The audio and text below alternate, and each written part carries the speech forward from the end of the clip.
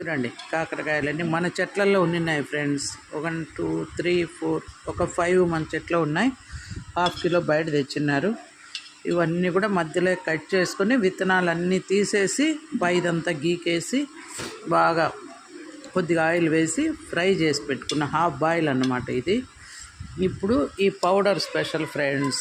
ఇది వచ్చి కొద్దిగా మెంతులు, జీలకర్ర, కొద్దిగా నువ్వులు, కొద్దిగా మిరియాలు, కొంచెం ధనియాలు, కారం, ఉప్పు, వెల్లుల్లి బాగా కరకరలాడేలా వేయించుకున్న కొద్దిగా కరివేపాకు, కొంచెం చింతపండు, కొద్దిగా బెల్లం వేసుకోవచ్చు. కానీ మా వాళ్ళు బెల్లం వద్దంటారు, కాకరకాయ అలాగే చేదుగానే తినాలంటారు కాబట్టి వేయలేదు. చేదైతే పెద్దగా ఉండదు ఫ్రెండ్స్, ఆయిల్లో ఫ్రై కదా. ఇప్పుడు ఈ పౌడర్ అంతా కాయల్లో నింపేసుకొని మళ్ళీ ఉన్న ఆయిల్లో కొద్దిగా ఆనియన్స్, కరివేపాకు వేసి మళ్ళీ ఇవన్నీ వేయించుకుందాం. మళ్ళీ చూపిస్తా. ఆయిల్ పెట్టుకొని అప్పుడు మిగిలింది కదా మనం వేయించంగా అదే ఆయిల్లోనే తిరువాత గింజలు వేసుకున్నాం. ఇంకా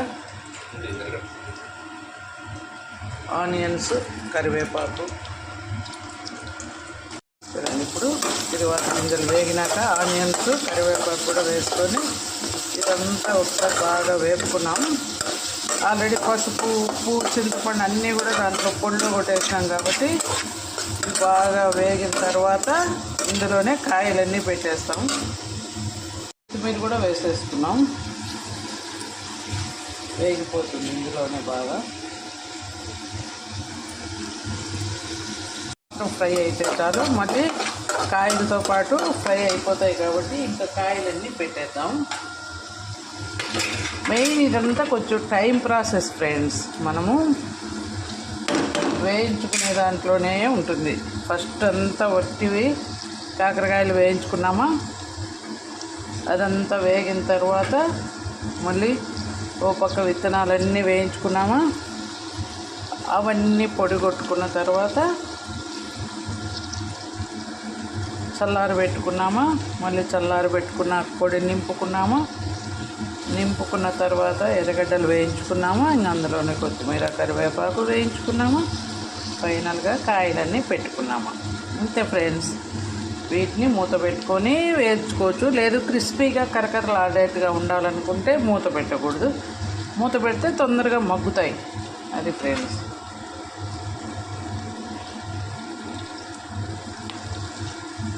ఇవి కొంచెం మాగిన కాయలు అనమాట, మెత్తబడ్డాయి. వాటికి పొడి మళ్ళీ పైన వేసినప్పుడు కలుస్తుంది.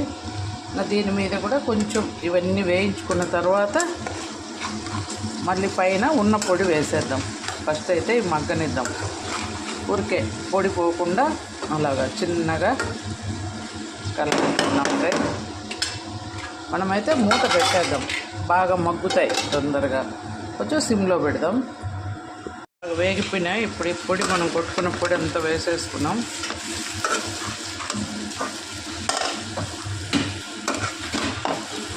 దీంతోపాటు నువ్వులు, జీలకర్ర, కొబ్బరి అన్నీ వేసాం కదా. శనక్కాయ పులు మర్చిపోయినా ఫ్రెండ్స్, శనక్కాయ పులు కూడా వేయాలి. అందుకని ఇప్పుడు కొంచెం పొడి వేస్తున్నాం. ఏదో మిస్ అయింది అనుకుంటున్నా. బ్యాలెన్స్ అయిపోయింది. అంతే ఫ్రెండ్స్, సింపుల్. కాకపోతే టైం తీసుకుంటుంది. మనం వేయించడమే పెద్ద పని ఈ తాలింపుకు.